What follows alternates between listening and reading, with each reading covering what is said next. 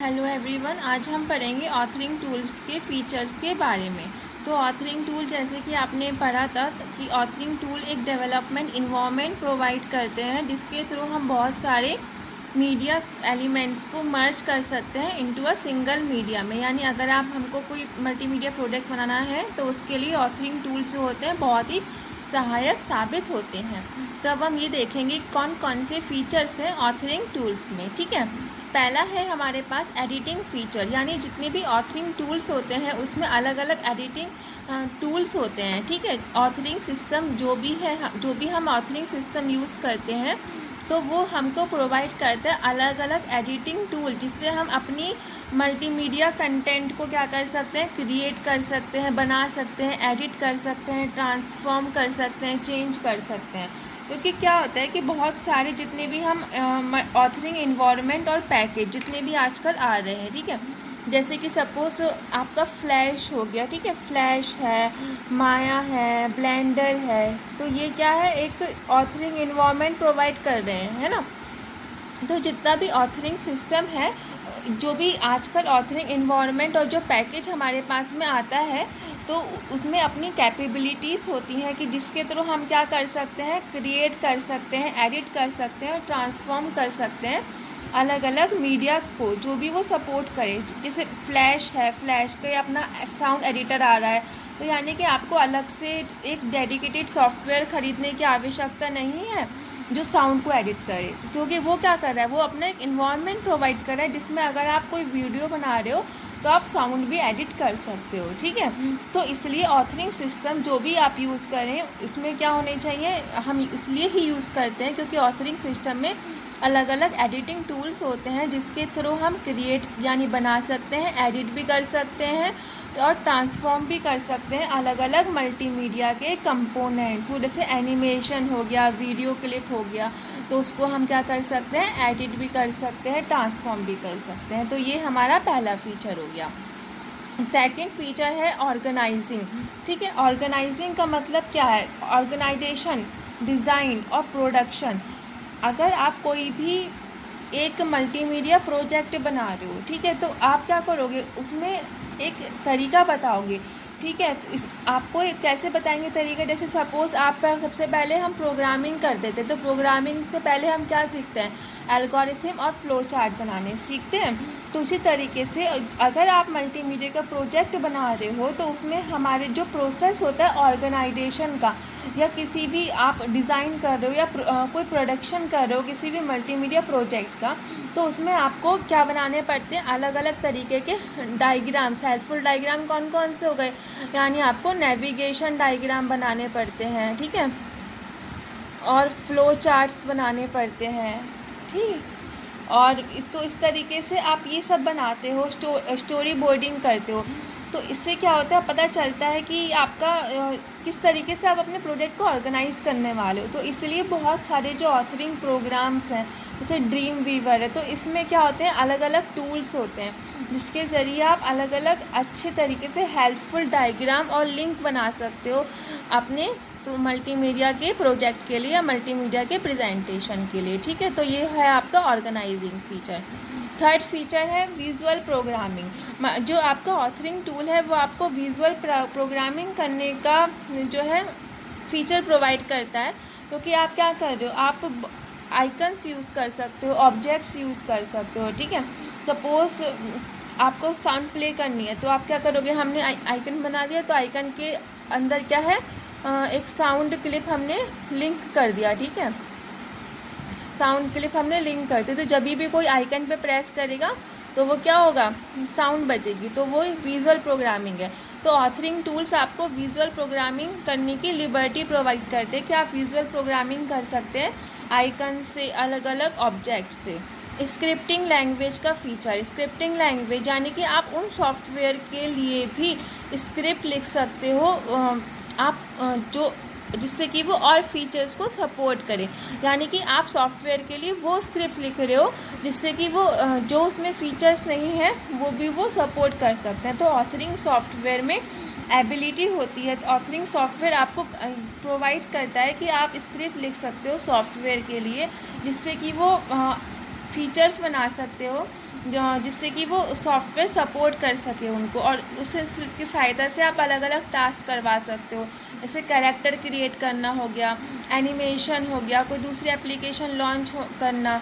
तो इस तरीके की आप स्क्रिप्ट लिख सकते हो किसी भी सॉफ्टवेयर के लिए, यानी जो एक सॉफ्टवेयर जो सिर्फ पर्टिकुलर काम कर रहा था, तो आपने क्या करा, ऑथरिंग टूल की हेल्प से स्क्रिप्ट्स लिखी उस सॉफ्टवेयर के लिए, जिससे कि वो और एक्स्ट्रा काम कर रहा है, यानी कि जो आप चाह रहे हो वो भी कर रहा है। सपोज यूज़र इनपुट ले रहा है, उसका रिस्पॉन्ड कर रहा है, तो कोई कैरेक्टर क्रिएट करवा रहा है, तो इस तरीके से। ठीक है, तो ये है आपका स्क्रिप्टिंग लैंग्वेज।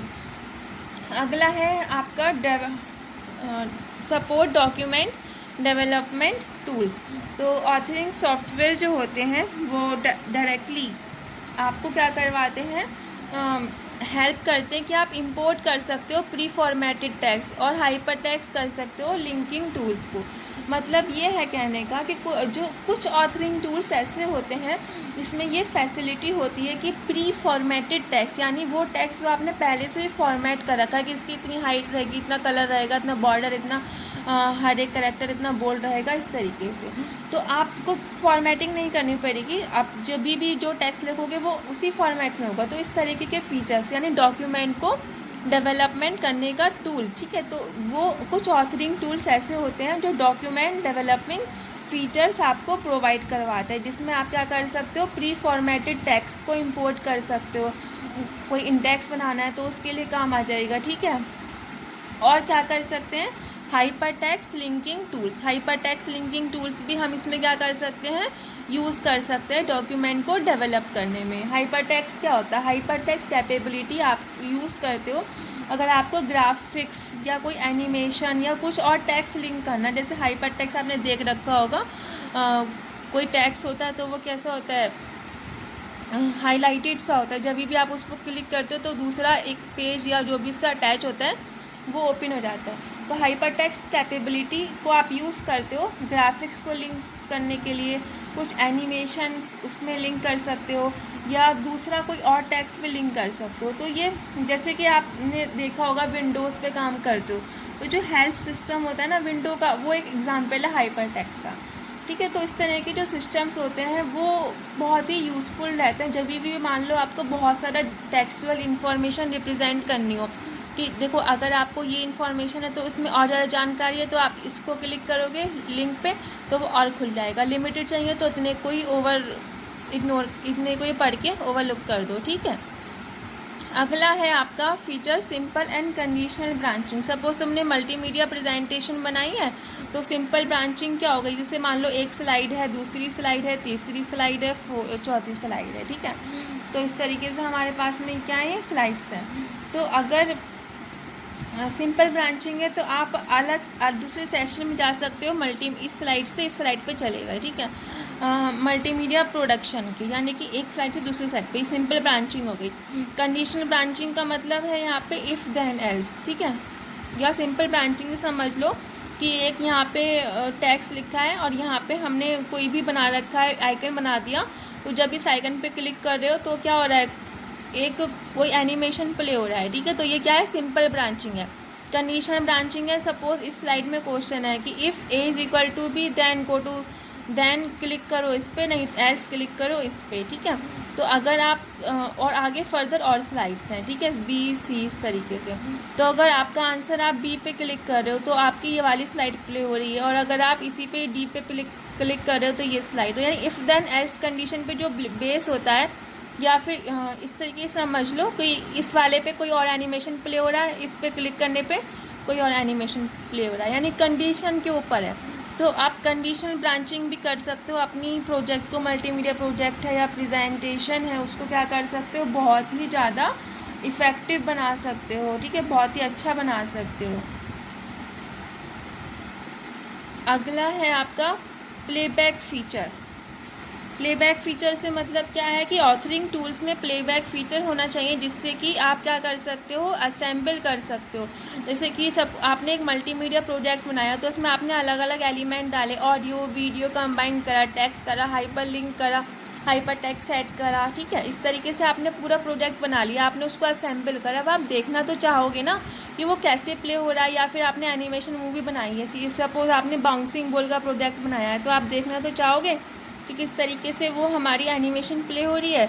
तो उसके लिए हमारे पास क्या होना चाहिए, प्लेबैक फीचर होना चाहिए, ठीक है। Must provide the playback feature, जिससे कि आप देख सको कि कैसे मल्टीमीडिया प्रोजेक्ट जो मैंने असेंबल करा है वो कैसा दिखता है, कैसे वो परफॉर्म कर रहा है, सही परफॉर्मेंस हो रही है या फिर नहीं हो पा रही है, ठीक है।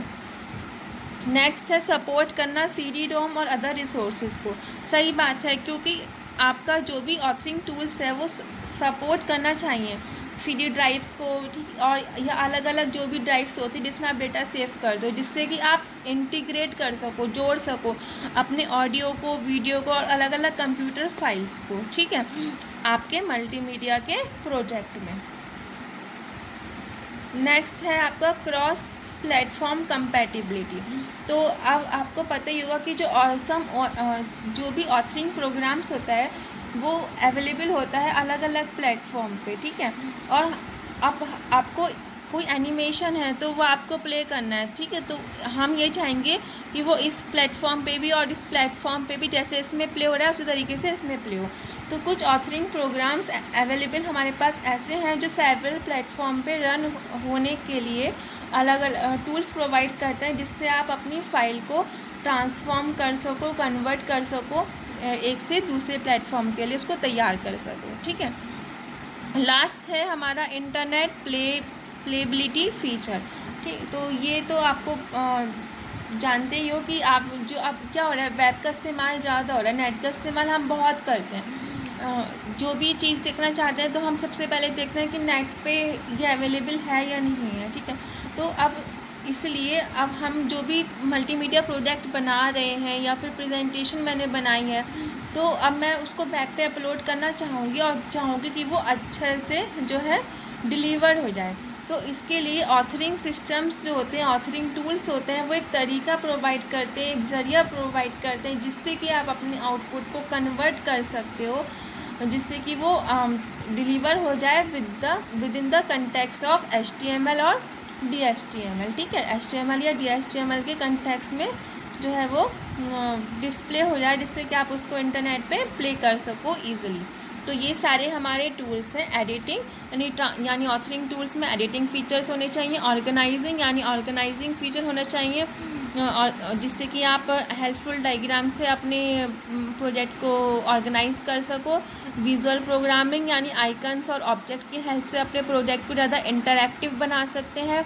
स्क्रिप्टिंग लैंग्वेज यानी स्क्रिप्ट लिख सकते हैं सॉफ्टवेयर्स के लिए, जो कि जिससे कि उसकी क्या हो सके, इन्हेंस कर सके उसकी कैपेबिलिटीज़ को सॉफ्टवेयर की। Document development tools feature provide करना चाहिए ऑथरिंग टूल, जिससे कि हम प्री फॉर्मेटेड टेक्स्ट को इंपोर्ट कर सकें, हाइपर टेक्स्ट लगा सकते हैं, ठीक है। सिंपल कंडीशनल ब्रांचिंग होनी चाहिए। प्लेबैक फीचर जो बहुत ज़रूरी है ऑथरिंग टूल के लिए, जिससे कि हम देख सकें कि मेरे जो मल्टीमीडिया प्रोजेक्ट मैंने बनाया है वो असेंबल होके कैसा लग रहा है। अलग अलग CD-ROM अलग अलग सोर्सेज को सपोर्ट करे, जिससे कि मैं ऑडियो वीडियो फाइल्स को इंटीग्रेट कर सकूं अपने प्रोजेक्ट में, ठीक है। और क्रॉस प्लेटफॉर्म कंपैटिबिलिटी यानी ऑथरिंग टूल जो आउटपुट दे वो ऐसा होना चाहिए जिससे कि एक प्लेटफॉर्म पे चला है तो दूसरे पे भी वो अच्छे से चल सके, तो उसके लिए हम अपनी फाइल को कन्वर्ट कर सकूं। और इंटरनेट प्लेबिलिटी फीचर, ठीक है। ओके, होपली आपको समझ में आया होगा और अच्छा लगा होगा एजुकेशनल वीडियो, ठीक है। Okay, thank you. कोई प्रॉब्लम हो तो आप पूछ सकते हैं।